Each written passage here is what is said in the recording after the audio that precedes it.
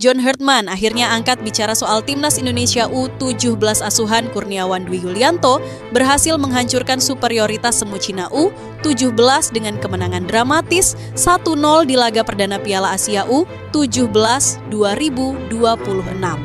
Pertandingan ini bukan sekadar soal skor, melainkan panggung pembuktian mentalitas baja skuad Garuda Muda yang tampil dominan meski terus-menerus dirampok oleh keputusan kontroversial wasit Abdullah Dhafer Al-Shehri.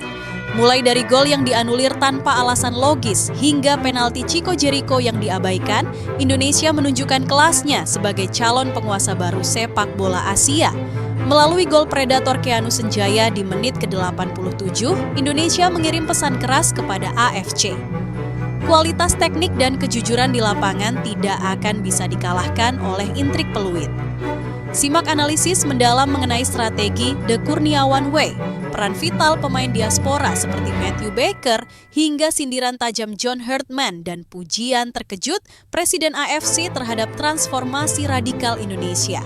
Kemenangan tipis namun berharga 1-0 atas Cina U17 ini bukan sekadar angka di papan skor, melainkan sebuah pernyataan perang dari Indonesia kepada peta kekuatan sepak bola Asia yang selama ini mapan. Di lorong Stadion King Abdullah Sport City, atmosfer terasa begitu kontras.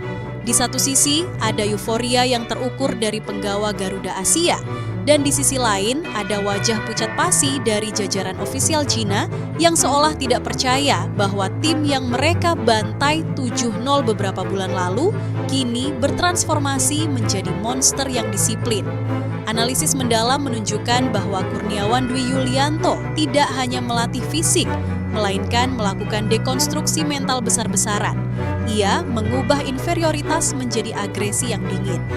John Herdman, sosok yang kini juga mengamati dari tribun, memberikan catatan yang sangat tajam mengenai bagaimana Indonesia mengelola emosi mereka di bawah tekanan wasit Abdullah Dhafer Al-Shehri yang performanya lebih mirip seorang akrobat kebingungan daripada pengadil lapangan hijau. Herdman menyoroti bahwa dalam sepak bola modern, kemampuan untuk tetap fokus ketika hak Anda dirampok di lapangan adalah tanda kematangan sebuah tim elit. Indonesia kehilangan gol sah, kehilangan penalti yang seharusnya mutlak, namun mereka tidak kehilangan akal sehat. Mereka justru membalas ketidakadilan itu dengan sirkulasi bola yang lebih cepat dan transisi negatif yang menutup rapat setiap jengkal ruang gerak pemain Cina. Jika kita membedah lebih dalam, permainan Matthew Baker di lini belakang bukan hanya soal membuang bola. Ia adalah dirigen pertahanan yang mampu membaca niat lawan sebelum lawan itu sendiri menyadarinya. Setiap kali Zhao Songyuan mencoba melakukan penetrasi, Baker selalu berada di posisi yang tepat, seolah-olah ia memiliki kompas magnetik yang menariknya ke titik jatuhnya bola. Kedisiplinan ini yang membuat taktik parkir bus yang dituduhkan media Cina menjadi tidak relevan. Indonesia tidak memarkir bus. Mereka membangun benteng baja yang memiliki meriam serangan balik yang mematikan. Sindiran tajam layak diarahkan pada lini depan Cina yang tampak seperti kumpulan pelari tanpa arah, yang meski memiliki postur tinggi besar, namun tumpul saat berhadapan dengan kecerdikan posisi bek-bek lokal kita yang bermain dengan hati dan logika. Keputusan wasit untuk menganulir gol di menit ke-68 benar-benar menjadi titik didih yang hampir merusak integritas turnamen ini. Bagaimana mungkin di era di mana teknologi kamera bisa menangkap detak jantung pemain, sebuah kemelut bersih yang berujung gol dianggap pelanggaran? Salman bin Ibrahim Al-Khalifah tidak salah saat menyebut AFC harus berbenah. Jika standar wasit tetap rendah seperti ini, maka Piala Asia hanya akan menjadi panggung sandiwara di mana kualitas teknis dikalahkan oleh peluit-peluit titipan. Beruntung, Keanu Senjaya memiliki insting predator yang tidak bisa dibatalkan oleh peluit manapun. Golnya di menit ke-87 adalah tamparan keras bagi siapapun yang mencoba mengatur skenario kekalahan Indonesia.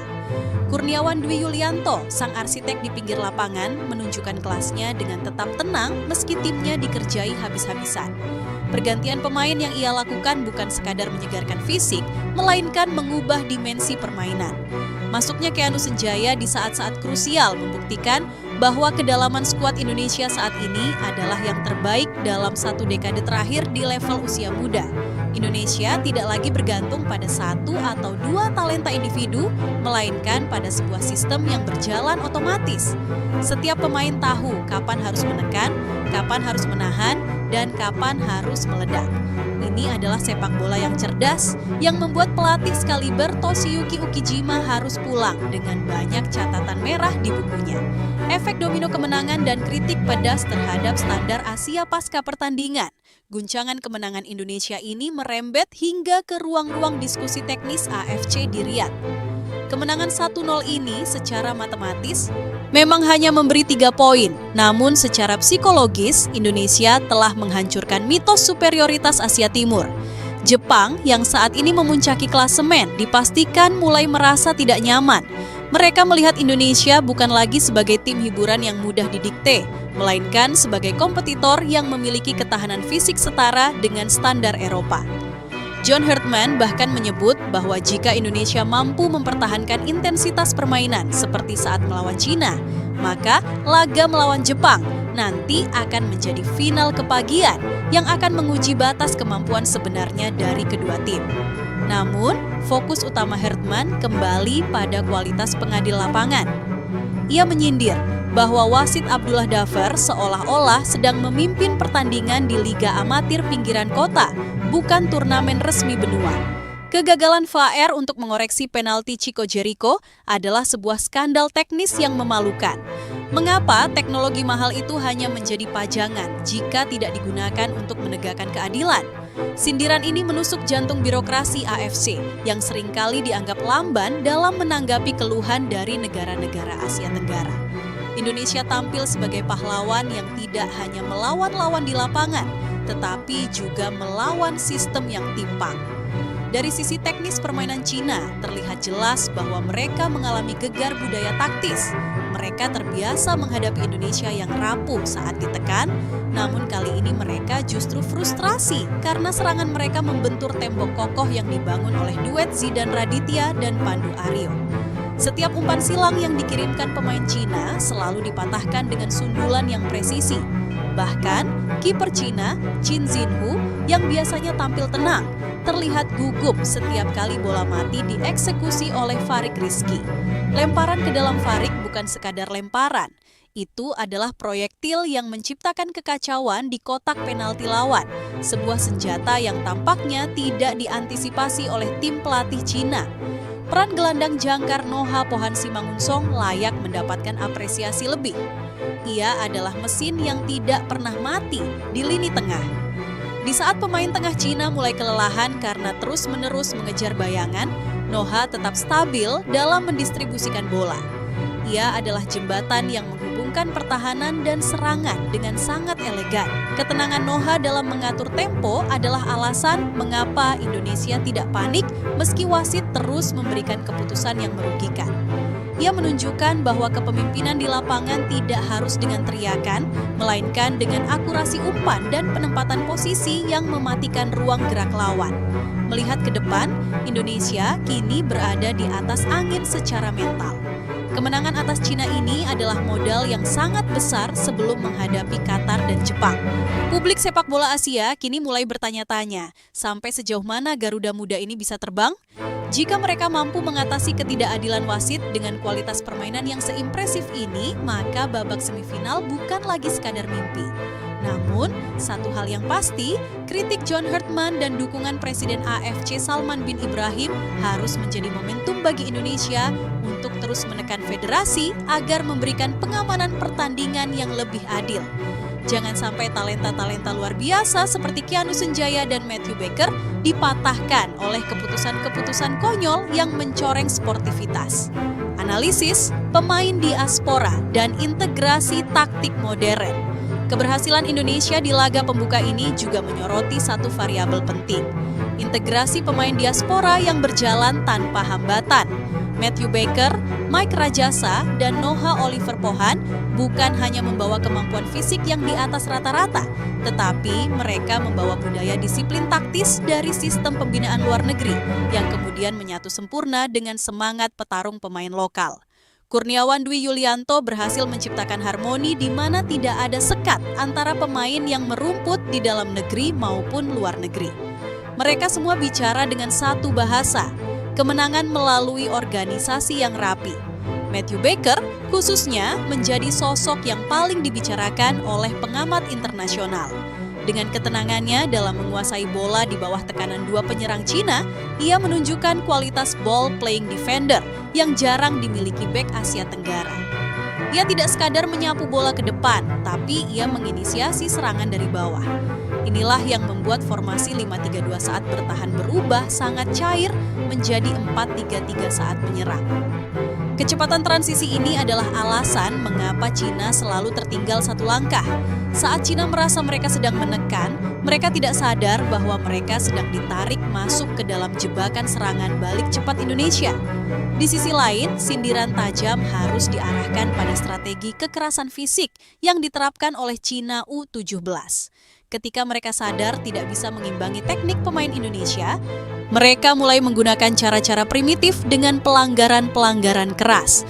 Namun, disinilah mentalitas pemain muda Indonesia diuji dan terbukti tangguh. Mereka tidak terpancing emosi, sebaliknya mereka membalas setiap tackle keras dengan pergerakan bola yang lebih licin.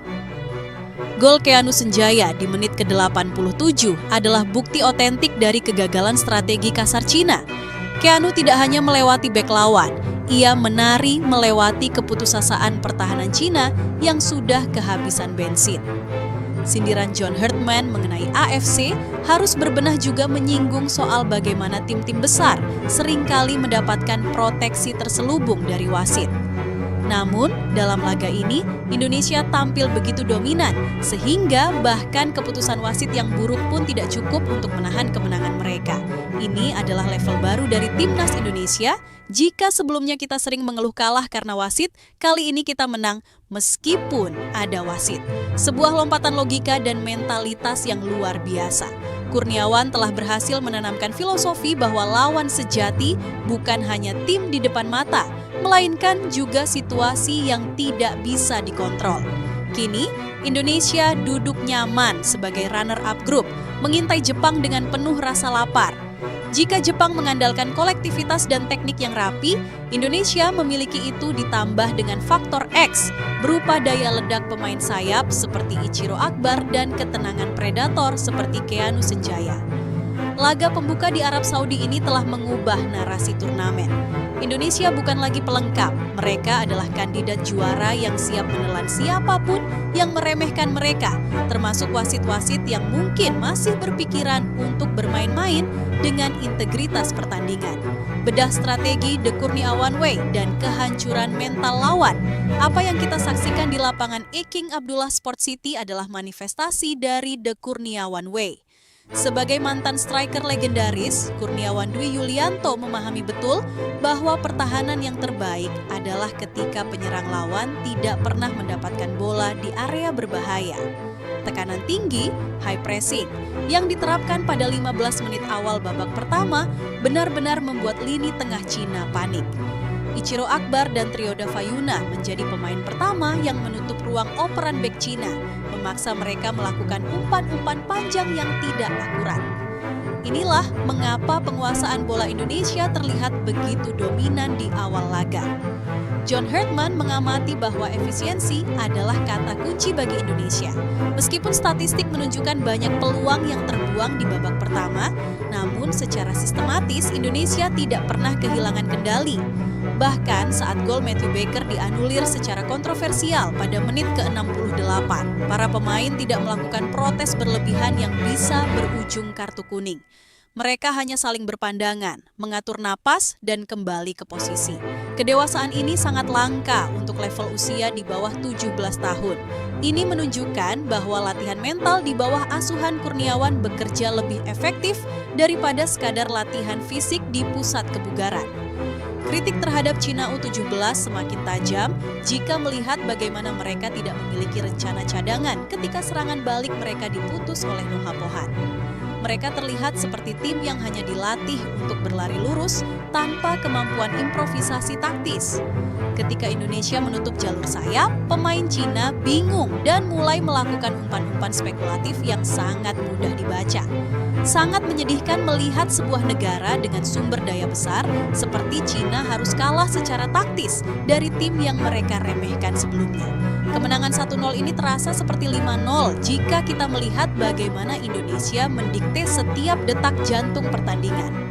Kak Anu Senjaya pantas disebut sebagai pahlawan. Namun jangan lupakan peran kiper Indonesia yang meski tidak banyak bekerja karena solidnya back, ia tetap waspada dalam 5 menit injury time. Kemenangan ini juga mengirim pesan kepada Qatar, lawan berikutnya di grup B. Indonesia bukan lagi tim yang bisa ditakut-takuti dengan nama besar atau status tuan rumah wilayah. Jika Indonesia bisa melewati rintangan wasit dan permainan kasar Cina, maka Qatar harus menyiapkan sesuatu yang lebih dari sekadar dukungan penonton jika tidak ingin dipermalukan di hadapan publik Asia. Sindiran terakhir dari Herdman adalah mengenai transparansi AFC. Ia menyatakan bahwa jika rekaman VAR untuk gol yang dianulir tidak dibuka ke publik sebagai bahan edukasi, maka kredibilitas turnamen ini akan terus dipertanyakan. Namun bagi Indonesia, drama wasit ini justru menjadi bumbu yang membuat kemenangan terasa lebih manis. Menang dengan cara normal itu biasa, tetapi menang saat semua keadaan diatur untuk membuat Anda kalah adalah sesuatu yang legendaris. Dan skuad Garuda Muda ini sedang berada di jalur untuk menjadi legenda baru di sepak bola Asia. Menuju puncak Asia dan transformasi permanen sepak bola Indonesia. Langkah Indonesia di Piala Asia U17 2026 ini baru saja dimulai. Namun dampaknya sudah terasa ke seluruh penjuru benua. Kemenangan atas Cina telah mengubah bursa taruhan dan pandangan para analis. Timnas U17 asuhan Kurniawan Dwi Yulianto kini dipandang sebagai prototipe sepak bola modern, atletis, taktis, dan cerdas secara emosional. Kegagalan wasit untuk bersikap adil justru menjadi bahan bakar bagi motivasi pemain. Mereka sadar bahwa untuk menjadi juara di Asia, mereka harus menjadi 2 kali lebih baik dari lawan mereka, agar keputusan wasit tidak lagi berpengaruh pada hasil akhir. Salman bin Ibrahim Al-Khalifah dalam penutup pernyataannya memberikan sinyal bahwa akan ada evaluasi terhadap kinerja wasit Abdullah Dafar. Ini adalah kemenangan diplomatik bagi Indonesia di luar lapangan. Namun, bagi para pemain, fokus mereka tetap pada rumput hijau. Pelatih Toshiyuki Ukijima dari Cina harus menerima kenyataan pahit bahwa gap kualitas yang ia banggakan saat uji coba Februari lalu hanyalah ilusi semu. Indonesia telah melesat jauh ke depan, meninggalkan Cina yang masih terjebak dalam pola pikir sepak bola kuno yang mengandalkan fisik tanpa kecerdasan. Ke depan, laga melawan Jepang akan menjadi ujian sesungguhnya untuk memperebutkan takhta juara grup B. Jepang yang menang 3-1 atas Qatar pasti menyadari bahwa Indonesia adalah ancaman nyata. Jika Indonesia mampu mempertahankan kedisiplinan Matthew Baker di belakang dan ketajaman Keanu Senjaya di depan, tidak menutup kemungkinan Jepang akan menjadi korban berikutnya. Publik Indonesia kini tidak lagi hanya berharap pada keberuntungan, tetapi pada sistem yang sudah terbukti ampuh. Kesimpulannya, narasi kemenangan ini bukan hanya soal gol tunggal di menit ke-87. Ini adalah soal bagaimana sebuah bangsa bangkit dari kekalahan telak, belajar dari kesalahan, mengabaikan ketidakadilan wasit, dan membuktikan di lapangan bahwa mereka layak berada di jajaran elit Asia. John Herdman, Presiden AFC, hingga pelatih lawan sepakat pada satu hal. Indonesia U17 adalah kejutan terbesar tahun 2026. Dengan sisa pertandingan yang ada, dunia kini menunggu keajaiban apalagi yang akan diciptakan oleh anak-anak muda ini di tanah Arab Saudi. Satu hal yang pasti, peluit akhir melawan Cina hanyalah awal dari simfoni kemenangan yang lebih besar bagi sepak bola Indonesia. Psikologi perang dan runtuhnya mentalitas superioritas Asia Timur. Kemenangan atas Cina bukan sekadar perolehan 3 poin dalam tabel klasemen, melainkan sebuah dekonstruksi psikologis terhadap tatanan sepak bola Asia.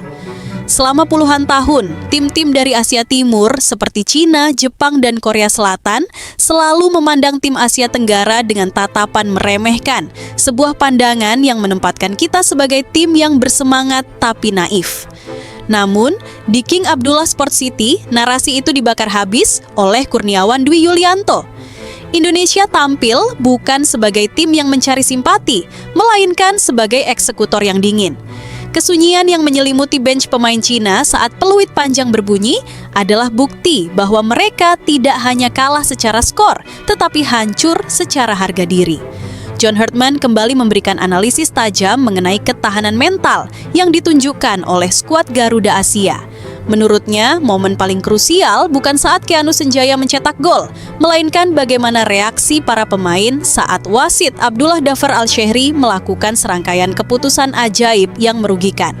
Biasanya, tim usia muda akan hancur berantakan secara emosional ketika gol sah dianulir atau penalti jelas diabaikan. Mereka akan mulai protes berlebihan, kehilangan fokus, dan akhirnya melakukan kesalahan sendiri. Namun, Indonesia U17 menunjukkan perilaku yang berbeda. Mereka justru merespons ketidakadilan itu dengan intensitas tekanan yang lebih tinggi. Seolah-olah mereka ingin berkata kepada wasit, "Silakan batalkan gol kami akan mencetak satu lagi yang tidak bisa kau bantah." Sindiran pedas pun mengalir dari berbagai pengamat sepak bola internasional terhadap kualitas penyelenggaraan laga tersebut. Bagaimana mungkin di sebuah turnamen elit yang menggunakan embel-embel Piala Asia, seorang pengadil lapangan bisa terlihat begitu amatir dalam membedakan antara perebutan bola bersih dan pelanggaran tarik baju yang sangat mencolok? Jika teknologi VAR hanya digunakan untuk mencari-cari kesalahan kecil Indonesia, namun buta saat pemain Cina melakukan tindakan kasar, maka AFCE sebenarnya sedang mempertontonkan sebuah dagelan di panggung internasional. Presiden AFC Salman bin Ibrahim memang memuji Indonesia, namun pujian itu akan terasa hambar jika tidak dibarengi dengan tindakan tegas terhadap wasit-wasit yang bermain api di lapangan. Kini, fokus beralih ke persiapan melawan Qatar. Kemenangan atas Cina telah memberikan suntikan adrenalin yang luar biasa. Namun Kurniawan Dwi Yulianto dikenal sebagai pelatih yang sangat membumi. Ia tahu betul bahwa euforia yang berlebihan bisa menjadi bumerang. Di ruang ganti, ia kabarnya hanya memberikan instruksi singkat. Kalian baru memenangkan satu pertempuran, bukan peperangan. Mentalitas inilah yang membuat Indonesia U17 menjadi tim yang sangat berbahaya. Mereka tidak merasa sudah sampai di puncak. Mereka merasa baru saja mulai mendaki. Dan bagi lawan-lawan berikutnya, ini adalah kabar buruk. Indonesia yang lapar dan memiliki organisasi permainan yang rapi adalah mimpi buruk bagi siapapun di grup B. Dunia internasional mulai memberikan tekanan hebat kepada Komite Wasit AFC pasca pertandingan ini.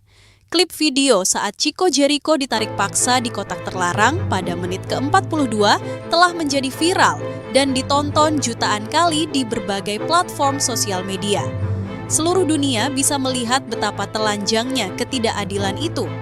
Sindiran-sindiran dari media Eropa bahkan mulai bermunculan, menyebut bahwa Piala Asia U17 lebih mirip drama sirkus daripada turnamen sepak bola jika wasitnya tetap dipelihara seperti Abdullah Dhafar. Namun, di balik skandal tersebut ada satu hal yang tak terbantahkan. Kualitas individu pemain Indonesia telah berada di level yang berbeda. Jika kita membedah lebih dalam mengenai fenomena Matthew Baker dan pemain diaspora lainnya, kita akan menemukan bahwa kehadiran mereka bukan hanya soal bakat mentah, melainkan soal transfer pengetahuan taktis. Baker membawa standar disiplin Eropa ke dalam lini pertahanan Indonesia. Ia tahu kapan harus melakukan pelanggaran taktis yang pintar untuk menghentikan alur serangan Cina tanpa harus mendapatkan kartu.